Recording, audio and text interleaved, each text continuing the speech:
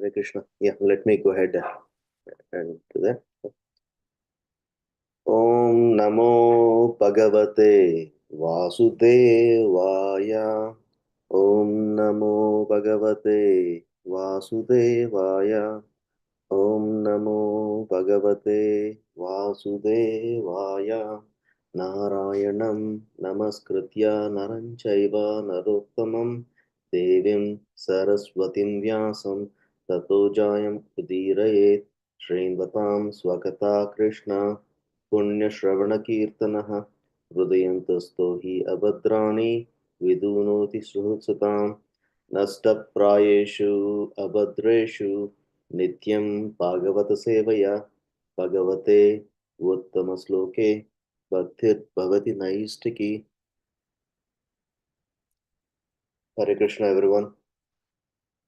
I'm reading from Srimad Bhagavatam, Canto 4, Chapter 22, verses 34 and 35 today. Verse 34. Na kuryat karchit sangam tamas tamastivram titurshuhu dharmarthakama mokshanam yad atyadya vigantakam.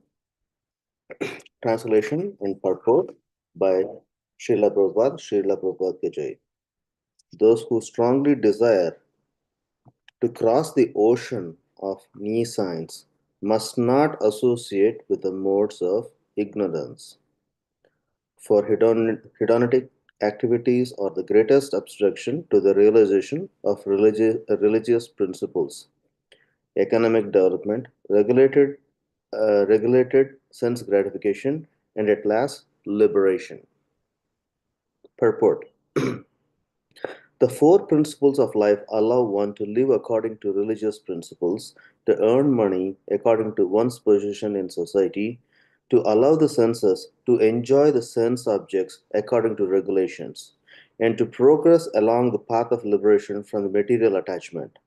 As long as the body is there, it is not possible to become completely free from all these material interests. It is not, however, recommended that one act only for sense gratification and earn money for that purpose only, sacrificing all religious principles. At the present moment, human civilization does not care for religious principles. It is, however, greatly interested in economic development without religious principles. For instance, in slaughterhouse, the butchers certainly get money easily, but such business is not based on religious principles. Similarly, there are many nightclubs for sense gratification and brothels for sex. Sex, of course, is allowed in married life, but prostitution is prohibited because all the activities are ultimately aimed at liberation, at freedom from the clutches of material existence. Similarly, although the government may license liquor shops, this does not mean that liquor shops should be openly unrestricted and the illicit liquor smuggle. License is meant for restricting. No one has to take the license for sugar, wheat, or milk because there is no need to restrict these things. In other words, that it is advised that one not act in a way that will obstruct the regular process of advancement in spiritual life and liberation. The Vedic process of sense gratification is therefore planned in such a way that one can economically develop and enjoy sense gratification and yet ultimately attain liberation.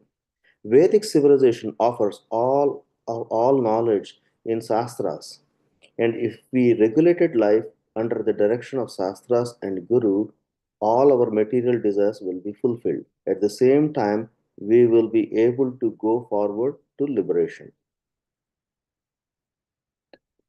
Next verse 35. Tatrapi moksha evarta atyanti atyanti kata esyute traivargo arto yato nityam krutanta bhaya samyutaha. Translation. Out of the four principles, namely religion, economic development, sense gratification, and liberation, liberation has to be taken away very seriously. The other three subject to destruction by stringent law of nature and death. Purport. Moksha or liberation has to be taken very seriously, even at the sacrifice of the other three. As advised by Suta Goswami in the beginning of Srimad Bhagavatam, religious principles are not based on success in economic development because we are very attached to sense gratification. We go to the god, we go to the god, to the temple or churches for some economic reasons. Then again, economic development does not mean sense gratification. Everything should be adjusted in such a way that we attain liberation. Therefore, in the verse liberation, moksha is stressed. The other items are material and therefore the subject to destruction. Even if somehow we accumulate a great bank balance in this life and possess many material things, everything will be finished with death. In Bhagavad Gita, it is said that the death is the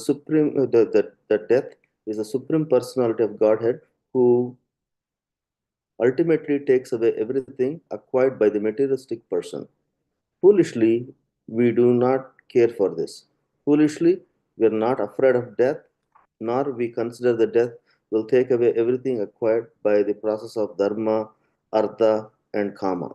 By dharma or pious activities, we may be elevated to the heavenly planets, but this does not mean freedom from the clutches of birth, death, old age, and disease.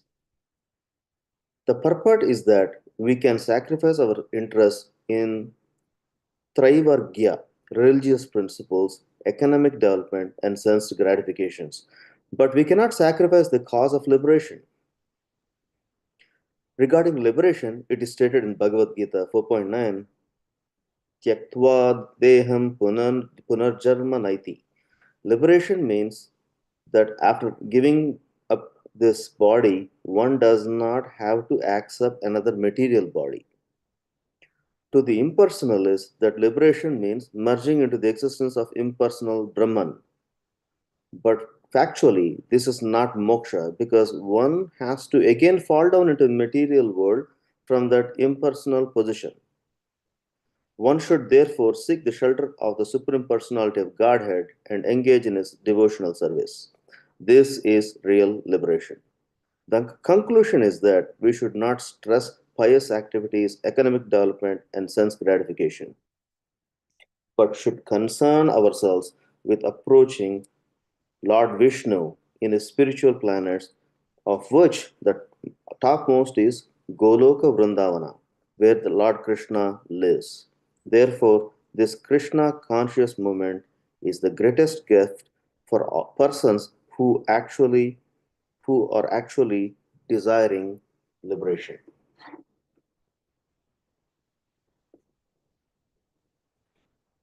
Um, Nama Om Vishnupadaya Krishna Prestaya Bhutale Srimate Bhakti Vedanta Swamin Iti Namine Namaste Saraswati Devi Gauravani Pracharine Nirvisesha Shunyavadi Paschata Deshatarine Jai Shri Krishna Chaitanya Prabhu Nityananda Shri Advaita Gadadhara Srivasadi Gaur Bhaktivinoda Hare Krishna Krishna Krishna Hare Hare Hare Rama Rama Rama Hare Hare. I'd like to seek the blessings from all the assembled Vaishnavas here, and thank you for giving me the opportunity to purify myself, and please forgive me for any of my shortcomings or my interpretations. I'm summarizing the verses by listening to the lectures of His Holy Grace Nitya Mukta Prabhu from ISKCON Hyderabad. There are important. These are one of the important verses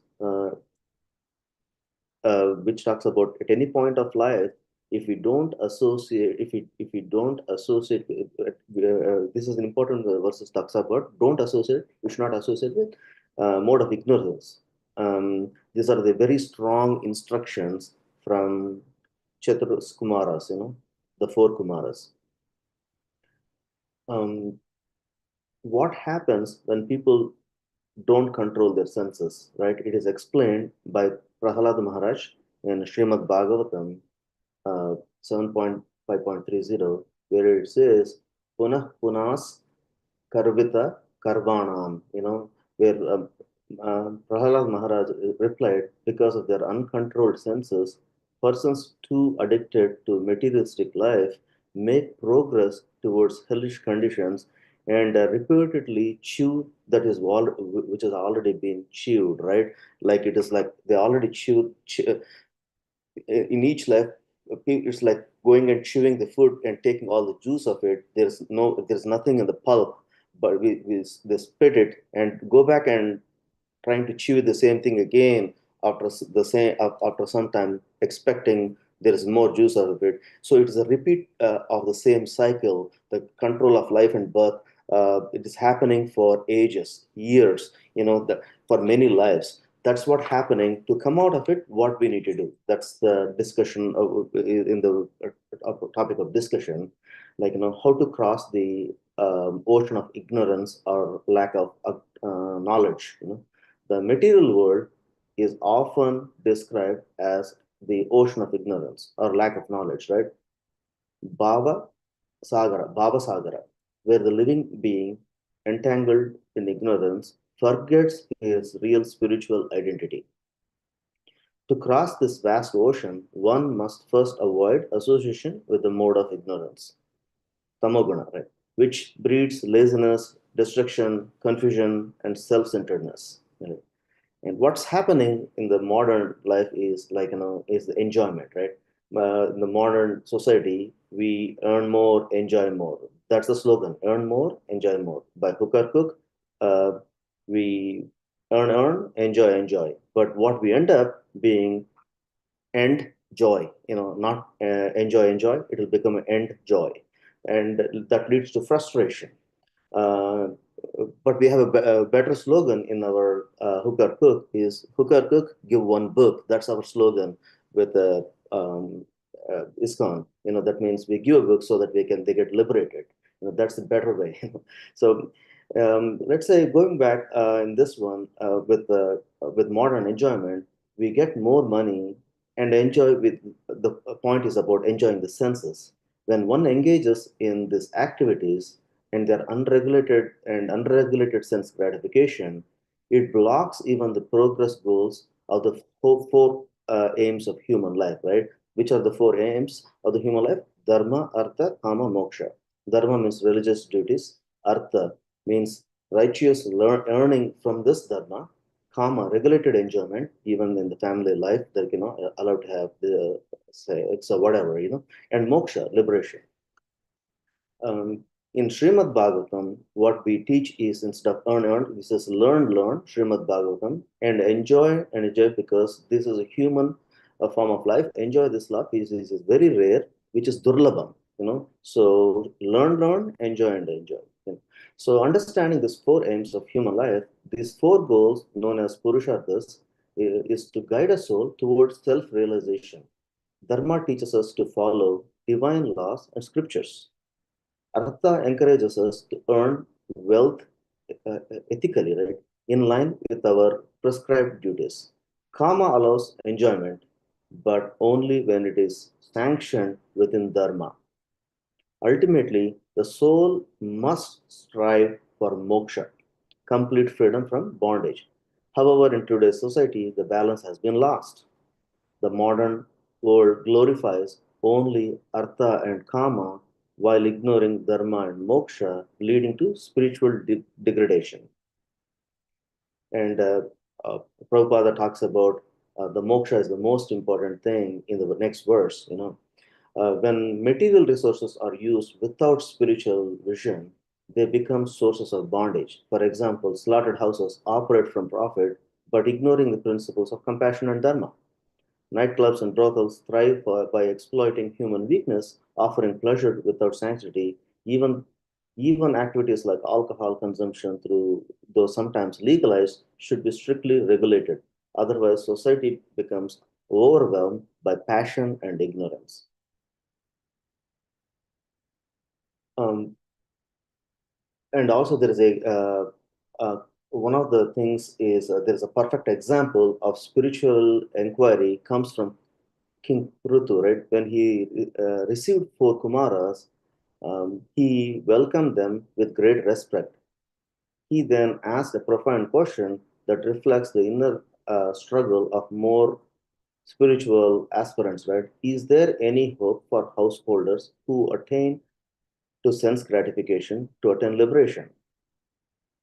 I'm sorry, is there any hope for householders who are attained to sense gratification to attain liberation, right? There is no theoretical question, there is not at all a theoretical question because it represents the genuine anxiety of sincere seekers, right? Who are in these responsibilities and how to get liberated, right? The four Kumaras responded with clarity. They explained that even the pursuits of Dharma, Artha, and Kama may be set aside if they obstruct the path of moksha. In fact, moksha, which is a liberation, should be the sole focus of human life. Unlike animals, humans possess free will and intelligence. Uh, uh, uh, um, uh, uh, uh, uh, Humans are the only one who possess free will. Animals doesn't have it, right? So even if you one bound to attachments now, one can make a conscious decision to change direction and speak spiritual truth. Also, there is an analogy, modern analogy, the parent dilemma, right?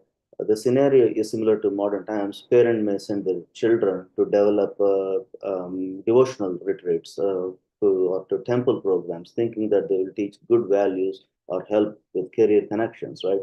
But when children return to them saying, "I want to become a brahmachari," the parents become alarmed. Oh no, not that much bhakti at this time, right?